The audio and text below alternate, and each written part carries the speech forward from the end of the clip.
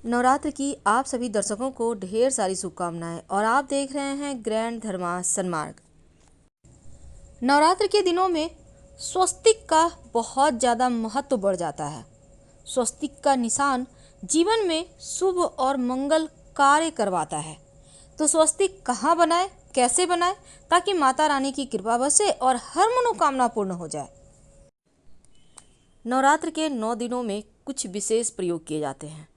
नवरात्र का जो पहला दिन है, माँ शैलपुत्री की आराधना होगी। इस दिन कलश स्थापना होगी।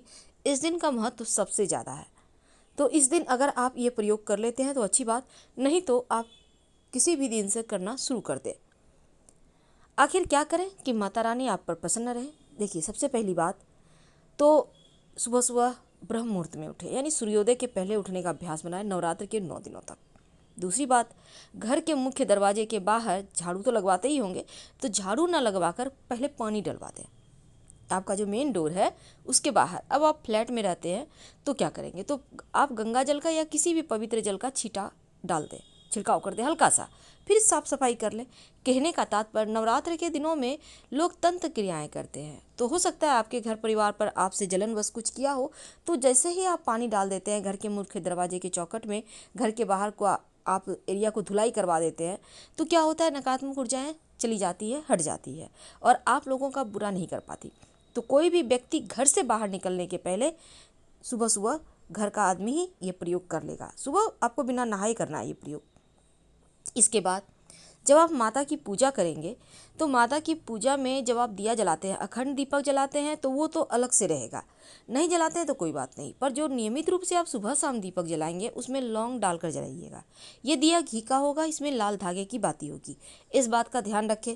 माँ दुर्गा का, जैसे कि आप माँ दुर्गा के स्तुति करना चाहते हैं, सप्तशती का पाठ करना चाहते हैं, उनके 32 नाम, उनके 108 नाम, सिद्ध कुंजिका स्तोत्र, आप जो भी पाठ करना चाहते हैं, माँ के सामने दीपक जलाकर ही पाठ कीजिएगा। और माँ को आप नवरात्र के 9 दिनों में किसी भी दिन एक नारियल, मौली धागा या लाल चुनरी लपेट कर माँ को जरूर भेंट करें, जरूर भेंट करें। और भूल कर भी इन 9 दिनों में आप नारियल को फोड़िएगा मत। तुलसी जी की नियमित आराधना करेंगे, क्योंकि तुलसी माँ लक्ष्मी का स्थान माना गया है और जब माँ लक्ष्मी प्रसन्न होती है तो चीज़ें अपने आप ठीक होने लगती है। तो तुलसी जी की पूजा करें, तुलसी को अच्छे तरह से आप सींचे, लाल मौली धागा तुलसी में बांध दें।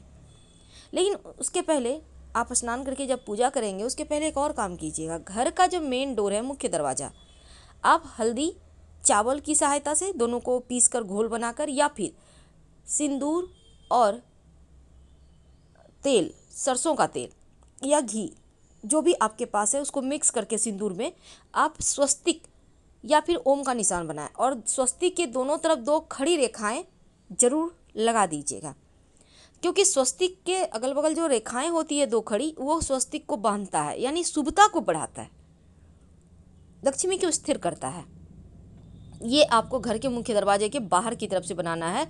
दरवाजे के आप दोनों तरफ चौखट में भी बना सकते हैं, ठीक ऊपर भी बना सकते हैं। तो ये शुभ मंगल प्रतीक चिन्ह आप सबसे ज़्यादा अच्छा रहेगा कि चावल हल्दी से बनाएं, नकारात्मक ऊर्जा को भगाएगा। वैसे तीसरी बात देखिए, आपको आम के पत्ते या अशोक के पत्तों का बंधनवार बनाकर घर के मुख्य दरवाजे पर जरूर बांध देना है। माता लक्ष्मी, माता रानी इससे प्रसन्न होती हैं, क्योंकि इसकी जो खुशबू है अच्छा स्वास्थ्य देता है, धन की बरकत करता है। तो ये भी आपको कर लेना है। और घर के अंदर, जैसे आप घर से बाहर निकलते हैं तो दाहिने हाथ के तरफ एक पात्र में थोड़ा सा जल रख दें, उसमें थोड़ा सा फूलों की पंखुड़ी रखकर, और उसको रोज़ चेंज कीजिएगा। जैसे आज आपने रखा तो कल सुबह इसको आप किसी भी पौधे में डाल दें, फिर कल रखा परसों डाल दें। ये प्रयोग आप रोज़ करें। कोई भी पुष्प की पंखुड़ी आप रख सकते हैं। और जब स्नान कीजिएगा तो नहाने के पानी में गंगा जल डालकर नहाइए। अगर गंगा जल ना हो तो आप बेलपत्र या तुलसी का पत्ता डालकर भी नहा सकते हैं। तुलसी का पत्ता डालने से गंगा जल के समान पवित्र हो जाता है जल, और जब आप बेलपत्र डाल देते हैं तो बिल्वपत्र के डालने से समस्त तीर्थ स्थान के जल जैसा पवित्र हो जाता है वो जल। तो आप उसी से स्नान कीजिएगा। और नवरात्र के 9 दिन में रोज आप हनुमान जी को पान का बीड़ा अर्पित करना शुरू कर दें। कर्जों की समस्या दूर होगी, धन की समस्या दूर होगी, जमीन जायदाद मकान प्रॉपर्टी, यहाँ तक कि मंगल दोष भी समाप्त हो जाता है। तो ये प्रयोग आप रोज करना है। रोज ना हो तो 3 दिन 5 दिन ही कर लें। कैसे बनाएंगे पान का पेड़ा? खुद से बनाइएगा। एक पान का पत्ता ले आए, उसके बाद इस पान का पत्तल को सामने का भाग और डंठल तोड़कर हटा दें, धोकर साफ सुथरा ले लीजिएगा।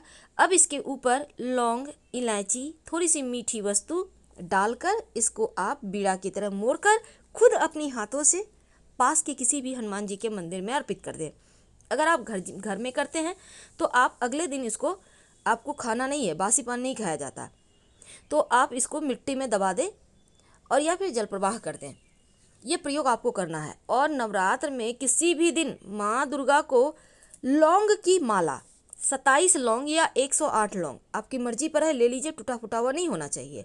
एक एक लौंग को लाल धागे के सहारे, मौली धागा के सहारे बांध कर उसको माला बना लें और माँ दुर्गा को पहना दें। आप जो भी बोलकर, मनोकामना बोलकर पहनाएंगे वो मन्नत पूरी होगी। और इसको आपको विसर्जन नहीं करना है, इसको संभाल कर रखिए। ये आपके घर के हर मुश्किल समस्याओं में आपकी मदद करेगा बाहर निकलने में। माता रानी को समी का पत्ता बहुत पसंद होता है। अगर शत्रु विरोधी ज़्यादा आपको परेशान करें तो समी का पत्र, समी का पुष्प माता रानी को आप नवरात्र के 9 दिनों में आप रोज ही अर्पित कर सकते हैं। शत्रु विरोधी दबे रहेंगे और अपराजिता का पुष्प अर्पित करने से भी वही फल मिलता है। शत्रु दबे रहते हैं, आप अपराजित रहते हैं, यानी लोग आपको हरा ही नहीं सकते किसी भी मामले में। अगर कोई विशेष मनोकामना हो तो नवरात्र के 9 दिनों में किसी भी दिन आप एक लाल धागा ले लीजिए और पास के किसी भी माँ के मंदिर में चले जाएं। माँ के मंदिर में जाकर, अगर मान लेते मंदिर नहीं है, धर्म स्थान तो होगा, माँ दुर्गा का कहीं मूर्ति तो बैठता होगा, तो वहाँ जाकर आपको लाल धागा लेकर, पिलर होता है ना मंदिर में, अगर मान लीजिए मंदिर में पिलर नहीं है तो दरवाज़ा होगा, खिड़की होगा, कुछ तो होगा, या फिर कोई पेड़ ही होगा, उस पेड़ में या दरवाज़ा की खिड़की में कहीं भी आप इस धागा को अपनी मन की मनोकामना कहते हुए बांध दीजिए। आपकी मनोकामना पूर्ण हो जाए तब इसको खोलकर जल में प्रवाहित कर दीजिएगा या मिट्टी में दबा दीजिएगा। और माँ की जब भी आप आरती करते हैं तो लौंग और कपूर का प्रयोग जरूर करें। कपूर और लौंग जलाकर ही उनकी आरती करें। आपके जीवन के हर मुश्किल समाप्त हो जाएंगे। जब कपूर और लौंग जलेगा तो नकारात्मक ऊर्जाएं, तंत्र मंत्र क्रियाएं भी दूर चली जाएंगी, आप पर असर नहीं करेंगी और माता रानी भी प्रसन्न होती हैं। इन नवरात्र के 9 दिनों में भूलकर भी कुछ ऐसी वस्तुएं हैं जिसको मत खाइएगा, जैसे कि नॉनवेज, अल्कोहल, लहसुन, प्याज तो सभी जानते हैं। और इसके साथ ही नींबू, अगर आप व्रत रखते हैं तो मत काटिएगा। वैसे आप टमाटर, कद्दू खा सकते हैं, नी लौकी, क्योंकि इसे फल की गिनती में लाया गया है। पर अगर आप व्रत रखते हैं तो पुण्यतः आप फल पर रहें, जूस पर रहें।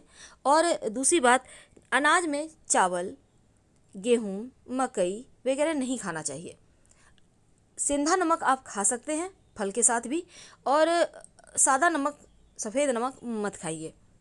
नवरात्र के 9 दिनों में माँ को अलग अलग वस्तुओं की भोग लगाई जाती है। पूरे परिवार के साथ उसे प्रसाद के रूप में जरूर खाइएगा, अच्छा स्वास्थ्य के लिए। नवरात्रि में 9 दिनों में किसी भी दिन स्वस्तिक का एक टोटका आप जरूर करें, हर समस्याएं समाप्त हो जाएगी। क्या करेंगे? आप सिंदूर और तेल मिक्स करके किसी बर्तन में, छोटी सी कटोरी में आप लेकर पास के किसी भी मंदिर में चले जाएं। माँ पार्वती का मंदिर हो, शिव जी के मंदिर के साथ होता है, या फिर माँ दुर्गा का ही मंदिर है, वहाँ पर जाकर मंदिर के दीवार पर, पाए पर, जहाँ भी पिलर जिसको कहते हैं, कोई भी जगह मिल जाए, बाहर से, मंदिर के अंदर जाकर नहीं बल्कि बाहर से दीवार पर आप एक उल्टा स्वस्तिक बना दें। सीधा स्वस्तिक नहीं बनाना, उल्टा स्वस्तिक बनाना है। और भगवान से अपनी समस्या, मनोकामना जो भी है वो कह दें। चाहे आपकी कैसी भी मनोकामना हो वो पूरी हो जाएगी। जब पूरी हो जाए तब उसी मंदिर, या फिर आप कहीं और रहते हैं तो कोई भी भगवान के मंदिर में जाकर एक सीधा स्वस्तिक बनाकर भगवान को कुछ मीठा प्रसाद भोग लगाकर चले आएँ। लेकिन ये स्वस्तिक जब खास दिनों में बनाया जाए तो जल्दी फल देते हैं। फिलहाल विदा लेते हैं। हर हर महादेव।